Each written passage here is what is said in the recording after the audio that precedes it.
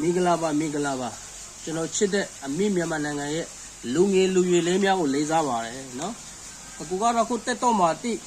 မပြောဖြစ်တော့ဘောနော်ဟိုအကြောင်းဒီကြောင့်တိမပြောဖြစ်တော့ဘောနော်ဒါပေမဲ့အခုဒီနေ့စစ်ကူပေါက်လာလို့နော်အခုပြောပြချင်တဲ့ဟာဘောနော်ကျွန်တော်တို့လက်ရှိမြန်မာနိုင်ငံမှာဘောနော်ဟုတ်လားပြောမယ်ဆိုအလုံးလုံးနိုင်တဲ့လူငယ်တွေဘောနော်အလုံးလုံးနိုင်တဲ့လူငယ်တွေပါမယ်လူလပိုင်းတွေပါမယ်ဘောတဖြည်းဖြည်းရှားပါလာတဲ့အနေအထားမှာရှိပါတယ်လို့နော်တဖြည်းဖြည်းအလုံးလုံးနိုင်တဲ့လူတွေမြန်မာနိုင်ငံမှာတကယ်ရှားပါလာတဲ့အနေအထားတွေရှိပါတယ်ဆိုတဲ့ဟာကိုအရေးကြီးတဲ့အတွက်အကူက share လုပ်ပေးခြင်းဖြစ်ပါတယ်လို့နော်ဟုတ်ပြီလားအခုကျွန်တော်လက်လာတော့ဗောနော်ကျွန်တော်ကပူတောင်ဇာတိဖြစ်တာဗောနော်ကျွန်တော်ပူတောင်မှာရှိတဲ့ပူတောင်ခရိုင်မှာမြို့နယ်မှာရှိတဲ့ဗောနော်လူငယ်လေးတွေတော်တော်များများမရှိတော့ဘူးလူငယ်တွေဗောနော်နောက်ဆုံးကလေးတယောက်မေနှစ်ယောက်မေတော့မှကိုလို့တော်တော်များများမရှိတော့ဘူးဘယ်ကိုသွားကြတယ်လဲဆိုတော့စင်ကာပူမလေးရှားထိုင်းခုနလိုပေါ့နော်အပေါ်လမ်းကပဲဖြစ်တရားဝင်လဲသွားတယ်တရားမဝင်တဲ့လမ်းနဲ့သွားပြီးမှကျွန်တော်နေတဲ့ပူတောင်ခရိုင်မှာတော့မှဟလာပြောမယ်ဆိုအီဆောက်အဖူးနဲ့အပွားတွေအီဆောက်ပဲကြံတဲ့နေသားတွေရှိရပေါ့နော်ဒါပြောပြတာပါနော်အခုကျွန်တော်လက်လာတော့ဒီရန်ကုန်မန္တလေးမြို့ကြီးပြကြီးမှာလဲကျွန်တော်လက်လာတော့လူငယ်တွေအလုံးလုံးနိုင်တဲ့လူတွေကလည်းတော်တော်များများမရှိတော့ဘူးလို့ပြောတယ်နိုင်ငံခြားပဲထွက်သွားကြတာပေါ့ကွာနီးမျိုးစုံတဲ့နိုင်ငံခြားတွေမှာလှုပ်သွားလှုပ်ကြတဲ့အနေအထားတွေရှိတယ်ပေါ့နော်အဲ့ဒါလည်းတကယ်လက်တွေ့အမှာဖြစ်ပါတယ်ကျွန်တော်လက်လာတယ်လို့ပေါ့နော်အဲ့ဒါဘာကြောင့်ဒီလိုဖြစ်တယ်လဲဆိုတဲ့ဟာကိုအကိုလက်လာကြည့်တဲ့အချိန်မှာအခုအကူကကျွန်တော်မိကျင်းသားမှာနေတာပေါ့နော်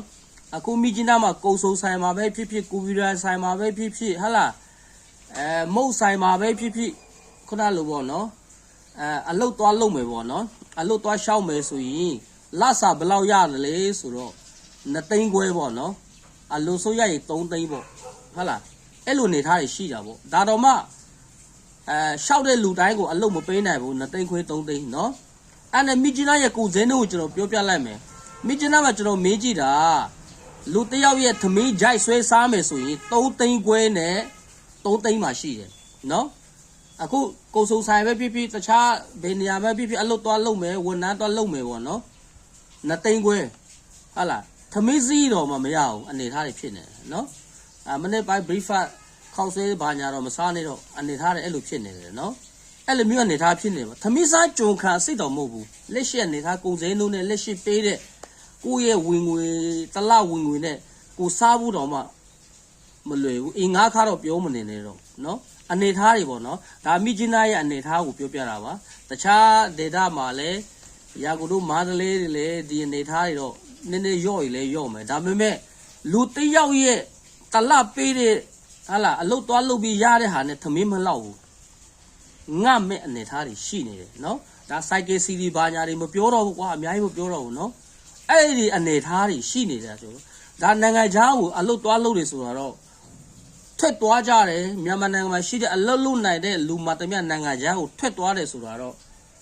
ဒါအပြစ်တစ်ခုလို့လည်းပြောလို့တော့မရဘူးအနေထားပေါ့နော်တကယ်ကျွန်တော်နိုင်ငံမှာအဲ့လိုအနေထားဖြစ်နေတာပေါ့နော်ဟုတ်ပြီလားနော်အခုကျွန်တော်လက်လာတော့ကျွန်တော်ရဲ့အမျိုးထဲမှာရှိတဲ့စင်ကာပူမှာခုနလိုပေါ့ဒီ